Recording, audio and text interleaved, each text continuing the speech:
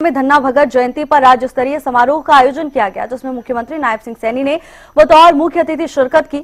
मुख्यमंत्री नायब सैनी ने यहां पर संबोधित भी किया। उचाना के सर्वजातीय दाड़न खाप चबूतरे पर कार्यक्रम का आयोजन किया गया था।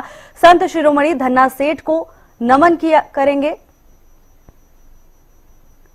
धन्ना भगत के आदर्शों का पालन करती है सरकार। उन्होंने कहा कि धन्ना भगत के आदर्शों को याद करने का ये दिन है।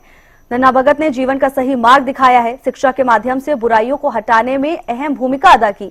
इसके साथ ही सीएम ने कहा कि उत्तर भारत में भक्ति आंदोलन का भी उन्होंने प्रचार किया।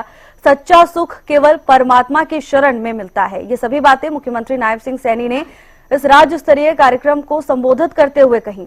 उन्होंने कहा कि हरियाणा एक, हरियाणवी एक सभी का लक्ष्य है। किसानों के कल्याण के लिए भी कई बड़े फैसले लिए हैं। नकली बीज पर रोक लगाने के लिए कानून बनाया। उन्होंने कहा कि अंग्रेजों के जमाने के अभियाने को खत्म किया है। 133 करोड़ रुपए अभियाने के को माफ भी किया है। हरियाणा में 24 फसलें एमएसपी पर खरीद रहे हैं। 48 घंटों में फसलों की खरीद का भुगतान सुनिश्चित किया। मुख्यमंत्री नायब सिंह सैनी ने इन सभी बातों का जिक्र किया और तस्वीरें भी आपको दिखा रहे हैं। एक तरफ मुख्यमंत्री नायब सिंह सैनी का स्वागत करने के लिए लोग पहुंचे हुए थे। पगड़ी पहनाकर मुख्यमंत्री नायब सिंह सैनी का स्वागत करते हुए सभी नजर आए, तो वहीं मुख्यमंत्री ने भी हाथ जोड़कर सभी का अभिवादन स्वीकार किया और दूसरी तरफ मुख्यमंत्री नायब सिंह सैनी कार्यक्रम में पहुंचे संतों का सम्मान करते हुए नजर आए। मुझे धन्ना भगत जी के जयंती समारोह में यहां आने का अवसर मिला है। इस अवसर पर मैं धन्ना भगत जी को सत सत नमन करता हूं और आप सबको उनकी जयंती की हार्दिक शुभकामनाएं और बधाई देता हूं।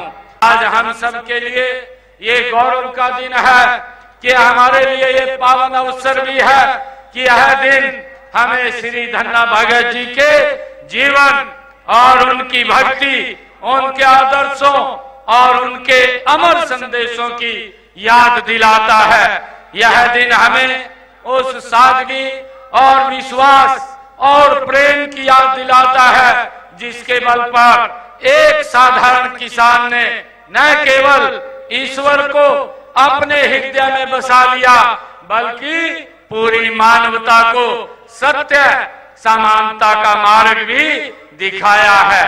मुझे खुशी है कि हमारे देश में अनेक संत महात्माओं, ऋषि मुनियों और गुरुओं ने भूली भटकी मानवता को जीवन का सही मार्ग दिखाया है।